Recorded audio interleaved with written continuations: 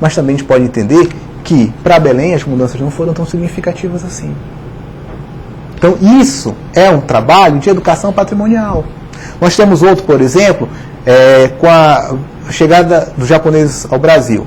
A gente está trabalhando em especial com a chegada dos japoneses no Pará, que tem um núcleo forte de japoneses. Nós temos uma documentação fantástica sobre a presença dos japoneses no Pará. O que nós estamos fazendo? Estamos fazendo um levantamento dessa documentação, estamos organizando e vamos fazer o quê? Um evento.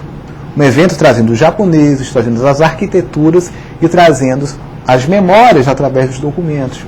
A gente tem outro projeto que eu acho super interessante, que é o nosso filho, assim, mais delicado, que é a leitura musical dos documentos. Então, Severa Romana, o processo dela é de 1900. Então, enquanto Severa Romana morria, enquanto havia aquela comoção na cidade em torno da Severa Romana, o que se escutava musicalmente? Qual era a música da cidade? Então, você pode ler um processo e, ao mesmo tempo, associar o quê? Trabalhando com Carlos Gomes, trazendo músicos para mostrar o que se tocava, o que se ouvia na cidade. É uma forma de você mostrar que a memória é viva, que a memória tem uma dinâmica social. E por incrível que pareça, música e assassinato podem estar entrando numa sintonia melodramática, sim, muito mas instigante. Professor, o Sérgio tem uma pergunta para o senhor. Parte do social, que nós temos várias entidades, né, ligadas ao CONDAC, Mopron, República de Emaús, Tribos Urbana, que trabalha com adolescente de gangue. Como é que, vamos supor, esses grupos de crianças e adolescentes em situação de risco poderiam ter acesso, assim, a contato, essas coisas aí para deixar a gente precisa? Claro. É muito interessante. Claro. A gente tem um imenso interesse em trabalhar justamente com essa juventude que está em situação de risco. Isso a gente tem interesse muito grande. Agora acontece que nós temos 1 ano apenas de criação, estamos organizando 35 toneladas de documento. Isso, nossa equipe é fantástica, nossos bolsistas que devem estar assistindo agora, todos empolgadíssimos, são fantásticos. Nós temos 2 arquivistas, nós temos uma técnica em papel. Professor, só enquanto a gente conversa, nós temos imagens do Centro de Memória, a gente vai poder mostrar agora durante a entrevista. O senhor pode comentar, pode continuar? Ok, isso aí é o trabalho final, documentação em caixa, isso aí é a documentação como chega para a gente.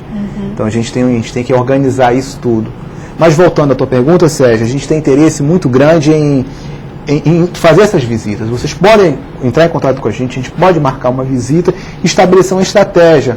Porque também não basta, olha só a quantidade de documento.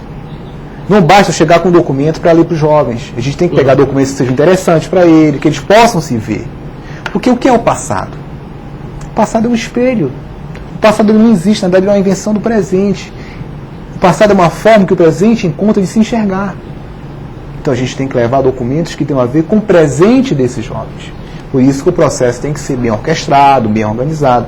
Mas a gente está à disposição para... Eles perdem o interesse. Essa é uma claro. forma também da universidade, né, do Centro de Memória, devolver para a sociedade, né, aquilo que a gente tem acesso na universidade, né, que é o investimento público, né, e devolver, dar isso de retorno para a sociedade. Né? Olha, eu vou ser muito franco com você. Eu acho que a instituição que eu pertenço, a UFPA, ela tem acatado de maneira extremamente competente, com todos os limites que nós todos temos, a esses desafios. Eu vou te falar uma coisa, o Centro de Memória, por exemplo, é lapidar. Porque para o Centro de Memória existir como existe hoje, nós precisamos do apoio do carregador de caixas, porque tem um setor chamado garagem na UFPA, que é responsável pelo transporte de material, e do apoio do reitor. Olha, imagina a pirâmide que a gente tem que percorrer. Todos apoiaram. A vida com que cada um prestou seu serviço para o Centro de Memória é algo extremamente interessante. Mostrando o quê? Mostrando o esforço da UFPA em garantir esse espaço da memória na Amazônia. Porque não é só para parar. O nosso projeto em relação ao Tribunal do Santo Ofício, a gente quer trazer a documentação de quê? De toda a Amazônia, inclusive envolvendo o Grão-Pará e Maranhão, que envolvia o Maranhão também. Professor, tem uma curiosidade. O senhor falou, esse material vem de Portugal, né? Isso. Por que muita coisa daqui, imagina, não, eu sei que nós somos colônia, enfim, tudo, tem todo esse processo, mas por que muito material nosso ainda está em Portugal e por que hoje está lá? Tá. Eu vou te dar o exemplo do Tribunal do Santo Ofício, tá? A Inquisição, a famosa Inquisição. Nós não tivemos Tribunal do Santo Ofício no Brasil. O que nós tivemos no Brasil, o que nós tivemos em relação à Inquisição portuguesa foi o Tribunal de Coimbra, de Évora, de Goa e de Lisboa. Eram 4 tribunais inquisitoriais. Os casos brasileiros eram julgados aonde? No Tribunal de Lisboa. Então, você encontrava alguém aqui, tinha os espiões da Inquisição, que nós estamos trazendo o nome deles agora, quem é, então os espiões da Inquisição denunciavam, se fazia uma sondagem inicial para ver se a denúncia, né, procedia, ou seja, se a pessoa era denunciada por feitiçaria, por bigamia, por crime nefando, que era o homoerotismo, né, por leituras proibidas, enfim. Se fazia uma pré-análise desse processo e mandava a documentação para Lisboa. Lá em Lisboa, os inquisidores olhavam, não, tudo bem, o Otaviano realmente está lendo livros proibidos, chama o Otaviano. Aí já me remetiam presos para Lisboa. Então, todo o processo ia acontecer aonde? Em Lisboa. Então, por isso que a documentação está lá. Você tem que pensar que no período colonial, ou seja, no período da América Portuguesa, a nossa justiça era gerenciada por quem? Pela coroa. Mas por que, por exemplo, alguns jornais importantes nossos, como o Paraense, né, que foi o primeiro jornal aqui do estado do Pará, estão em Portugal? Assim, aí a gente tem que ver também a política de conservação de patrimônio, não é? Que agora exatamente, tem muita coisa que se perde aqui. Olha, o arquivo que está guardado isso, que é a Torre do Tombo em Lisboa, é um arquivo fantástico. Você não acredita no grau de conservação. Claro que são ajudados pelo clima, né? Uma cidade tropical como a nossa, é difícil guardar um papel aqui, pela umidade, pela poeira, as coisas. É todo um trabalho de conservação primoroso. A gente tem, inclusive no nosso novo prédio que está sendo reformado, né, o projeto já foi aprovado, tem um projeto arquitetônico, a verba está chegando, a gente vai começar as obras provavelmente entre maio e junho. Tem um espaço só para laboratório de restauro. Professor, a gente tem mais algumas imagens, a gente pode mostrar, e aí o senhor comenta e explica para a gente o que Deixa eu ver o que é. O que são, o que representam. Aí. Vamos lá. Essa documentação é a documentação já organizada, tá? Nas caixas. Só que não é só pegar o papel e colocar na caixa, não. Cada caixa dessa, olha só, o corredor do que eu chamo de corredor do tempo. Tem processo do século XVIII e XIX dos dois lados, tá?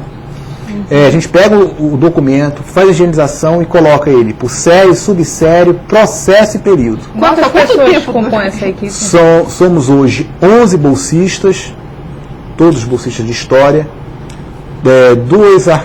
tem 2 de arquitetura, 2 arquivistas, uma restauradora de papel, o Décio e eu na coordenação, e a secretária Silvana, que é a nossa salvação. Pouca gente para tanto material, né? Pois é, mas a equipe trabalha muito bem, essa equipe só me dá orgulho. Temos ainda arquitetas. Trabalho árduo, mas eu acredito que prazeroso, né? Eu chamo esses meus meninos. Esses meninos têm um amor pela documentação que eu acho fascinante. Aí o que fazem? Essa documentação já está separada, a gente vai rever, porque já veio assim pra gente, a gente vai rever, conferir se o que está anotado na caixa realmente é o conteúdo do... Você imagina o grau de detalhamento. Se você quiser matar qualquer aluno nosso lá do coração, você tira uma caixa dessa e coloca em outro fundo. Como é que é para o cidadão ter acesso, ir lá no centro nós trabalhamos, ter acesso? Nós trabalhamos de 8 a meio-dia e depois de 1 a 5 horas da tarde. Qualquer pessoa tem acesso à documentação. Só que só está disponível os documentos que estão organizados.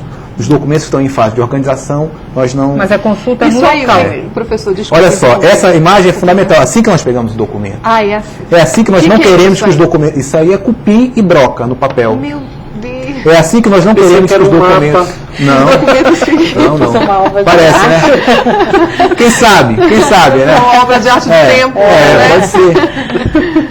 Olha, esse aí está bem deteriorado. Mas se você abrir, está bem conservado, por incrível que pareça. É mesmo? Eu vou te dizer outra coisa, o papel do século XVIII e até a primeira metade do século XIX é bem melhor do que esse papel que a gente usa hoje. Ele é mais resistente. A nossa sorte é justamente essa, porque é um papel que segura o tranco.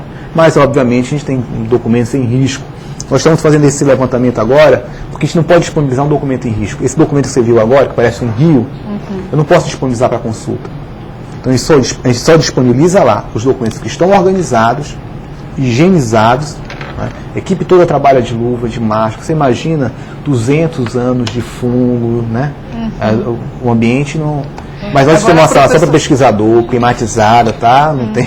Agora, professor, vou me colocar no lugar de um telespectador, Ok. né? Um aluno lá do ensino médio, como eu, que era super curiosa e gosto particularmente muito de história. De repente estou lá vendo